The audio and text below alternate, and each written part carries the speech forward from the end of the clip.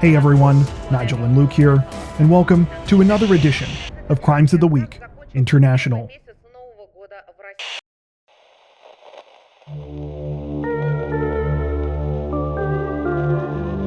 Authorities in the Mexican city of Tonalá say that they are currently investigating a shooting that occurred last Saturday evening that left 11 people dead and 2 others seriously injured.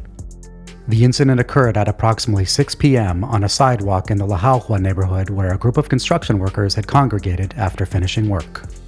According to reports, assailants arrived in multiple vehicles and began shooting at the men while they were waiting for their weekly pay. The attackers fired more than 70 rounds at the group before hastily fleeing the scene. Among the dead was a man in charge of paying the workers, as well as his 12-year-old son. At the time of this recording, police say that they have no leads in the case, despite extensive searches of the area by both ground and air.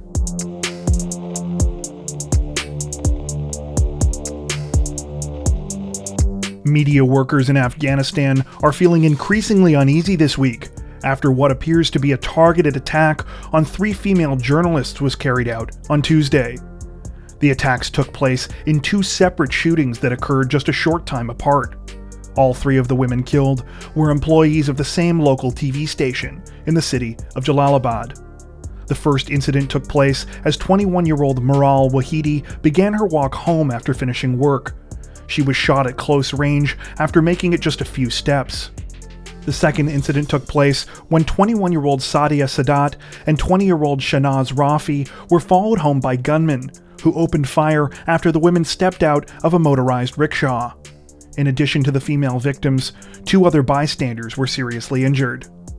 Authorities believe the attacks were carried out by people linked to the ongoing Taliban insurgency in the country, and say that they have so far arrested 1 suspect.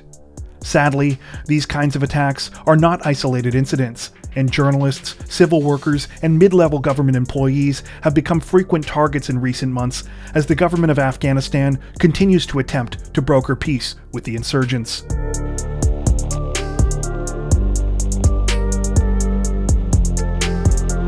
Authorities in Sri Lanka say that they have arrested 2 people this week in connection with the death of a 9-year-old girl who was killed while being forced to participate in an exorcism ritual. The incident took place in the town of Delgoda and began with oil being poured on the girl's forehead before she was beaten repeatedly with a cane. She lost consciousness sometime during the attack before being rushed to the hospital, where she was pronounced dead upon arrival. Neighbors had attempted to intervene when they had heard the girl crying out, but arrived too late. According to reports, the mother of the girl as well as the woman who performed the ritual were the ones arrested for her death.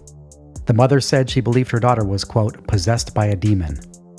Authorities say that this is not the first time exorcisms have been performed in the area that have led to serious physical injury or death.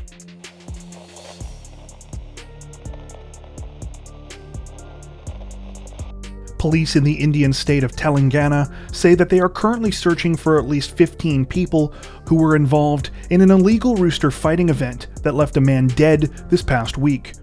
The man was struck in the groin by a 3-inch blade that had been attached to the leg of his bird after he attempted to catch it when the animal tried to escape. The man died from blood loss on the way to the hospital. Police say that if caught, the participants face charges of manslaughter and illegal betting, as well as charges related to hosting the event.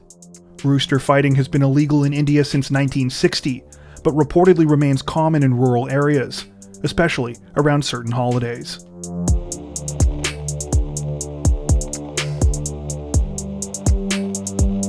This week, authorities in Brazil announced that they had made an arrest in a bizarre robbery case with an unlikely suspect, a priest. According to reports, 28-year-old Elizu Lisboa Moreira is accused of committing at least 3 different robberies around the city of Tapajara, 2 of which occurred at local markets and 1 that took place at a pharmacy. Police arrested Moreira after locating his Hyundai iX35, which had been previously reported as the vehicle that the suspect was driving. A search of Moreira and his SUV revealed a fake gun, several stolen items, as well as 655 Brazilian real, or approximately $115 US in cash. The vehicle that Moreira used during his crimes reportedly belonged to the diocese that he worked for.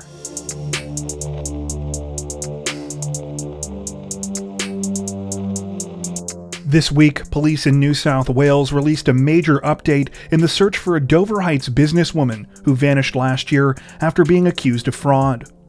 According to reports, DNA testing has confirmed that the remains of a foot found by campers on the beach in Bournda National Park belongs to 49-year-old Melissa Caddick. Caddick was last seen in mid-November of 2020, a day after her home was raided as part of an ongoing fraud investigation. It was alleged that Caddick was running a Ponzi scheme, stealing millions of dollars from her clients while acting as their financial advisor. Police suspected that Caddick was using the money to fund her lavish lifestyle. This latest report comes less than 2 months after authorities had previously announced they believe Caddick was still alive. That theory has changed following the most recent news, leading many to believe that she instead took her own life. After the discovery of the remains, an ocean search near Caddick's house was conducted, but failed to turn up any additional evidence. The search has since been called off.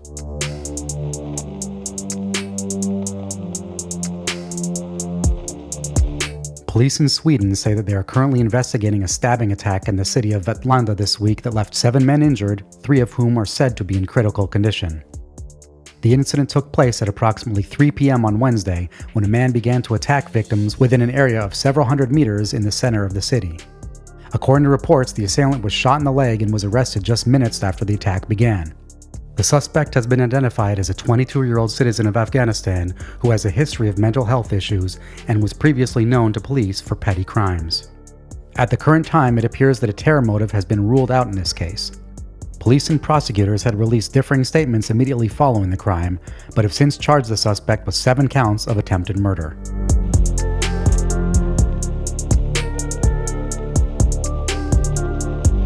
This week, police in the city of Birmingham announced that they had recently captured a wanted fugitive in the most unlikely of ways. According to reports, 36-year-old escaped convict Clint Butler was captured by police in early January after he made a trip to the Martineau shopping center during lockdown restrictions to buy a video game in the Call of Duty series.